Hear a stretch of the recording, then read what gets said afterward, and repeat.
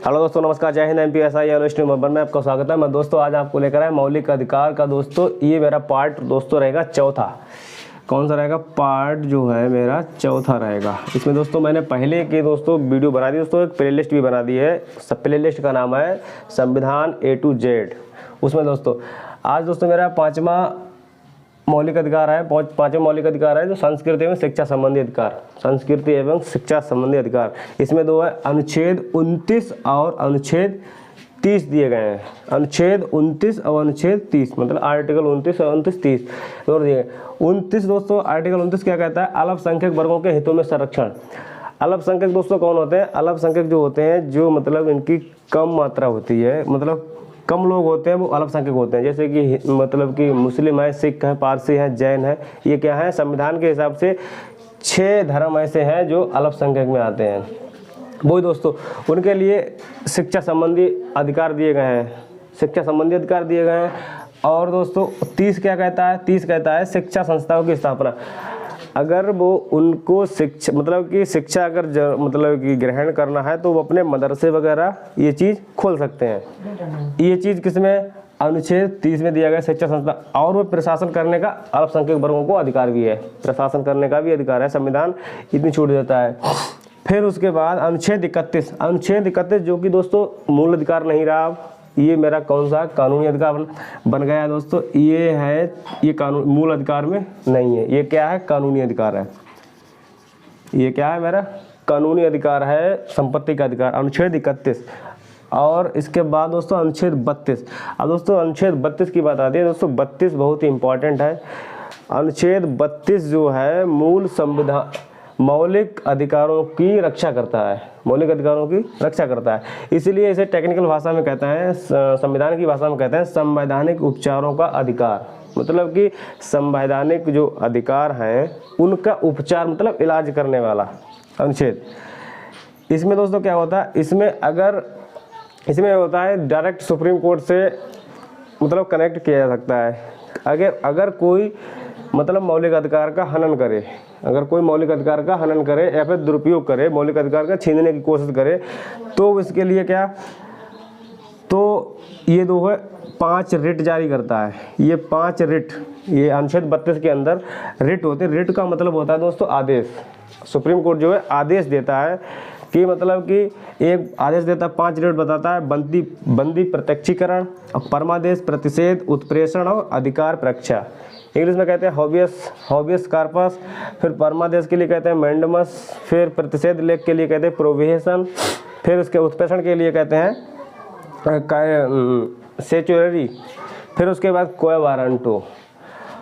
अब दोस्तों समझेंगे इनके बारी से। दोस्तों बंदी प्रत्यक्षीकरण क्या होता है? बंदी प्रत्यक्षीकरण दोस्तों ये होता है, अगर किसी व्यक्ति के लिए बंदी बना लिया गया है, बंदी बनाने के बाद दोस्तों बंदी बना लिया गया, बंदी बनाने के बाद उसके लिए थाने में ही रखा गया है। थाने से पुलिस दरोगा जी ने मतलब ऊपर नहीं पहुंचाया। किसी नियम क्या होता है?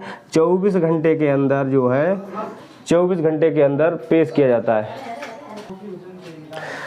बंदी प्रत्यक्षीकरण दोस्तों बता रहे थे अभी हाबियस कार्पस। दोस्तों इसमें क्या होता है? बंदी अगर बना लिया है तो जिस व्यक्ति को बंदी बनाया गया उसके परिवार वाले जो है सुप्रीम कोर्ट में अनुच्छेद 32 के तहत जा सकते हैं।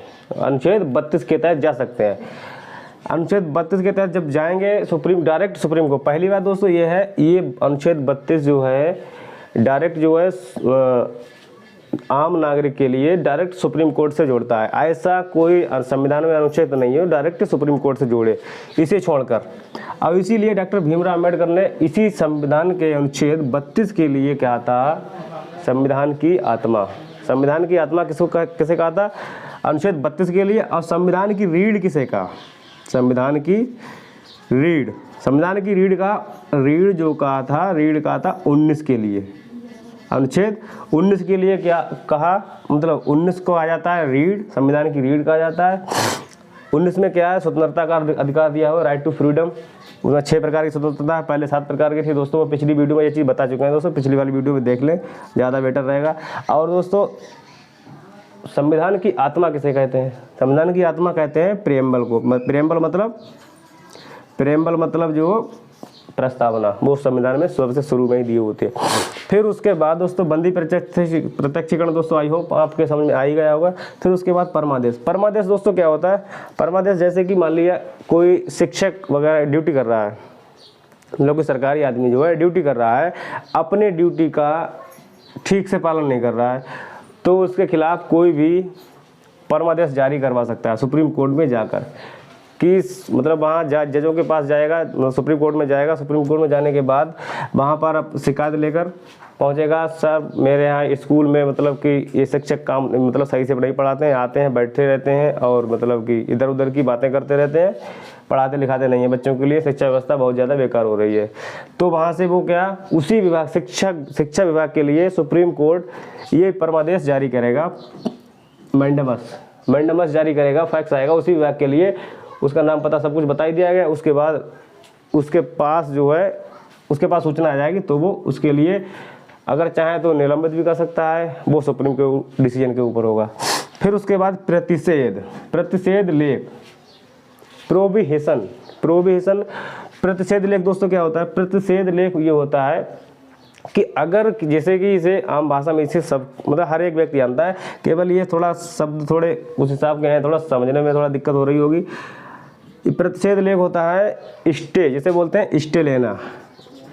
स्टे मतलब होता है जैसे कि किसी का कोई विवाद चल रहा है, किसी का कोई मकान टूट रहा है, तो उसको सुप्रीम कोर्ट से डिस्ट्रिक्ट कोर्ट से स्टे ले आए, या फिर हाई कोर्ट से ले आए, या फिर उससे ले आए सुप्रीम कोर्ट से स्टे ले आए। जब हाई कोर्ट और वो डिस्ट्रिक्ट कोर्ट और हाई कोर्ट और सुप्रीम कोर्ट में तभी जा सकता है, पहले शुरू से जाएगा फिर डिस्ट्रिक्ट कोर्ट में, फिर उसके बाद उसमें। अब ये दोस्तों अधिकार जो डायरेक्ट जो है सुप्रीम कोर्ट से जोड़ता है। फिर उसके बाद दोस्तों आया उत्प्रेषण। उत्प्रेषण दोस्तों क्या होता है? उत्प्रेषण दो है उच्च न्यायालय एक होता है डिस्ट्रिक्ट कोर्ट डीसी, एक होता है हाई कोर्ट, एक होता है सुप्रीम कोर्ट एससी। ये दोस्तों इनका क्रम है, ये छोटा है, इससे बड़ा, ये इससे बड़ा, इस हिसाब से।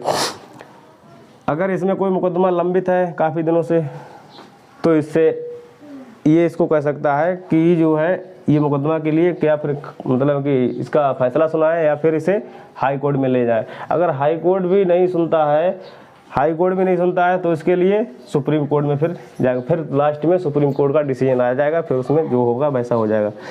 फिर उसके बाद दोस्तों आता है अधिकार परीक्षा दोस्तों को वारंटो। अधिकार परीक्षा में दोस्तों क्या है? इसमें दो है, जैसे कि कोई व्यक्ति, दोस्तों एक एग्जांपल से समझाऊंगा, आप आई होप आपके समझ में आ ही जाएगा। जैसे कि मान लिया एक मतलब मेडिकल से लेकर एग्जांपल ले रहे हैं। मान लिया कोई डॉक्टर है, कोई डॉक्टर अपने काम में व्यस्त है या फिर केवल ऐसे बैठा हुआ है, और वहाँ का एक चपरासी है या स्वीपर मान लीजिए। डॉक्टर बोल देगा स्वीपर के लिए इंजेक्शन लगाने के लिए, तो दोस्तों ये काम किसका है? डॉक्टर का काम है, ये ना कि चपरासी का काम है। चपरासी का काम क्या है? साफ सफाई करना, ना कि इंजेक्शन लगाना। दोस्तों वहाँ पर जिसका पेशेंट है वो दोस्तों सुप्रीम कोर्ट में जाकर उसके खिलाफ, डॉक्टर के खिलाफ को वारंटो जारी करवा सकता है, को वारंटो रेट जो जारी करवा सकता है। उसके बाद जो है उसके खिलाफ जो है उसके उसी हॉस्पिटल में फैक्स आ जाएगा, तब उसके लिए डॉक्टर के लिए हटाया भी जा सकता है, और उसके मतलब कि उससे पूछा जा सकता है क्या कारण रहा। अगर वो कारण में अपनी सफाई सही देता है तो ठीक है, नहीं तो उसे हटा ही दिया जा सकता है। फिर दोस्तों आई होप आप ये चीज़ समझे होंगे, बंदी प्रत्यक्षीकरण, परमादेश और प्रतिषेध और उत्प्रेषण और अधिकार परीक्षा, आई होप समझे। उसके बाद दोस्तों अनुच्छेद 33। अब दोस्तों अनुच्छेद 33 क्या कहता है? अनुच्छेद 33 में संविधान के मौलिक अधिकारों के लिए कुछ स्थगित किया गया है, कुछ लोगों के लिए, ना कि सबके लिए स्थगित किया गया। स्थगित करने का मतलब ये है, अगर मान लिया मैंने एग्जाम्पल लिया हुआ, एक सेना है, गुप्तचर है, राजदूत है, मीडिया है, इनके कुछ संविधान मौलिक अधिकारों के लिए स्थगित किया। क्यों किया गया स्थगित? ऐसा तो नहीं मतलब कि सेना में क्या होता है, सेना में सीनियर अधिकारी जो है छोटे अधिकारी से कहेगा यहाँ ज़मीन पर बैठो, तो वह कहेगा ये मतलब वो देखेगा मौलिक अधिकारों को, देखा ये समता और समानता का अधिकार वहाँ पर खत्म होता दिखाई देगा, तो वो अपनी आवाज़ उठा सकता है। इसलिए जो है वहाँ पर क्या चलता है, वहाँ कर सेना के रूल ही चलेंगे, सेना के रूल ही चलेंगे। अगर उसका सीनियर जो कहेगा भाई उसे करना पड़ेगा, वहाँ पर जो है उसके अधिकार वगैरह ये नहीं चलेंगे। अगर कोई गुप्तचर आए किसी देश में जाए या फिर आए, कहीं कुछ ना कुछ उसे देखना हो तो वो चीज़ दोस्तों सोशल मीडिया पब्लिक करे। वो भी दोस्तों अनुच्छेद 33 से देखता है, क्योंकि उसे अभिव्यक्ति की आज़ादी नहीं है, इसीलिए उसकी अभिव्यक्ति की आज़ादी के लिए स्थगित किया गया है। उसी हिसाब से राजदूत, उसी हिसाब से मीडिया। दोस्तों मीडिया में दोस्तों मुंबई में ताज होटल पर हमला हुआ था दोस्तों, मीडिया वालों ने दिखाया था कि यहाँ पर मतलब कि इस हिसाब से जो लोग मतलब उतर रहे हैं, तो वो आतंकवादी वगैरह देख रहे थे। उस चक्कर में एक जो अधिकारी थे आर्मी के, वो 2 शहीद भी हुए थे उसमें। अब दोस्तों उसके बाद फिर दोस्तों क्या आता है अनुच्छेद 34। अनुच्छेद 34 में क्या होता है मार्शल लॉ। मार्शल लॉ दोस्तों क्या होता है सेना का रूल, मिलिट्री लॉ या सेना का रूल। ये दोस्तों होता है अगर कहीं कोई दंगा फसाद हो रहा है, जैसे देखा होगा दोस्तों आम चुनाव में होता है दोस्तों, पहले तो आर्मी मिलिट्री आती थी, अब दोस्तों मिलिट्री से एक चीज़ और है, मिलिट्री से किसी भी प्रकार के गोली का हिसाब नहीं लिया जाता है, एक कहाँ किसने कितनी ख़त्म की उसे कोई मतलब नहीं, उन्हें चलाना है तो चलाना है। मार्शल लॉ जब लागू हो जाएगा तो वो बिना वारंट के आपके घर में तलाशी ले सकता है, किसी प्रकार का कोई आतंकी वगैरह कोई छिपा ना हो। इस हिसाब से ये दोस्तों मूल अधिकार सीमित है। ये क्या है मतलब कि किसी के घर में नहीं घुस सकते हैं, किसी के मतलब बिना वारंट के नहीं आ जा सकते हैं। और दोस्तों आई होप आपको मार्शल लॉ ही समझ में आ गया होगा। फिर उसके बाद अनुच्छेद 35 क्या कहता है, अनुच्छेद 35 दोस्तों कहता है संसद जो है मूल अधिकार को अधिक प्रभावी बनाने के लिए, मतलब अधिक शक्तिशाली बनाने के लिए दोस्तों नए कानून भी बना सकता है। दोस्तों कब किसके लिए अधिक प्रभावी बनाने के लिए, शक्तिशाली प्रभावी शक्तिशाली मौलिक अधिकारों को प्रभावी और शक्तिशाली बनाने के लिए, ना कि उसे कमज़ोर बनाने के लिए दोस्तों अनुच्छेद ये 35। दोस्तों आई होप आज दोस्तों मैंने 29 से दोस्तों एक बार इसे रिवाइज करेंगे, मोटा मोटा उसे रिवाइज करेंगे। दोस्तों पढ़ाया संस्कृति एवं शिक्षा संबंधी अधिकार क्या था दोस्तों, अनुच्छेद 29 में क्या अल्पसंख्यक वर्गों के हितों में संरक्षण, अल्पसंख्यकों के लिए स्कूली शिक्षा वगैरह जो है टाइम पर देना, मतलब हिसाब से मतलब देना, कोई भेदभाव नहीं करना। और फिर अनुच्छेद 30 कहता है शिक्षा संस्थाओं की मतलब स्थापना, मतलब इस तरह स्कूल कॉलेज वगैरह मदरसा वगैरह खोल सकते हैं। फिर अनुच्छेद 31 कहता है संपत्ति का अधिकार। दोस्तों ये तो है ही नहीं, इसमें मूल अधिकार में नहीं है, ये दोस्तों कानूनी अधिकार में बनाया 300A में है, आर्टिकल 300A में। फिर अनुच्छेद 32 में दोस्तों संवैधानिक उपचारों का अधिकार दोस्तों डॉक्टर भीमराव अम्बेडकर ने कहा था, इसके लिए डॉक्टर भीमराव अम्बेडकर ने कहा था दोस्तों ये संविधान की आत्मा है, संविधान की आत्मा है। और संविधान की रीढ़ जो है किसे बोला जाता है, संविधान की रीढ़ बोला जाता है अनुच्छेद 19 के लिए। प्रेम्बल मतलब प्रेम्बल बोला जाता है आत्मा के लिए। दोस्तों इसमें क्या 5 प्रकार के रिट सुप्रीम कोर्ट जारी करता है, बंदी प्रत्यक्षीकरण या हैबियस कार्पस, फिर परमादेश मैंडिबस, फिर उसके बाद प्रतिषेध लेख प्रोहिबिशन, फिर उसके बाद उत्प्रेषण, फिर सेचुररी, फिर अधिकार परीक्षा कोवारंटो। फिर उसके बाद अनुच्छेद 33 आ जाता है। अनुच्छेद 33 दोस्तों सेना का रूल चलता है। सेना का रूल दोस्तों कुछ के लिए, कुछ लोगों के लिए, कुछ मतलब कि अधिकारियों के लिए दोस्तों कुछ मूल अधिकारों का क्या क्या स्थगित किया गया है, मतलब रोका गया है थोड़ा बहुत। सेना के लिए गुप्तचर, राजदूत और मीडिया, ऐसे दोस्तों और भी हो सकते हैं। फिर उसके अनुच्छेद 34 क्या कहता है, 34 में दोस्तों मार्शल लॉ लगा हुआ, अगर जहाँ पर मार्शल लॉ लगा है वहाँ पर दोस्तों किसी प्रकार का कोई वारंट वगैरह कुछ भी नहीं, अधिकार दोस्तों सीमित वहाँ पर। फिर अनुच्छेद 35 कहता है संसद जो है मूल अधिकार को अधिक प्रभावी के लिए संसद जो है मूल अधिकार को अधिक प्रभावी शक्तिशाली बनाने के लिए दोस्तों कोई नए कानून बना भी सकता है, दोस्तों इसमें बड़ा घटा सकता है। दोस्तों आई होप आपको ये चीज़ समझ में आ ही गई होगी। दोस्तों थैंक यू, जय हिंद, जय भारत।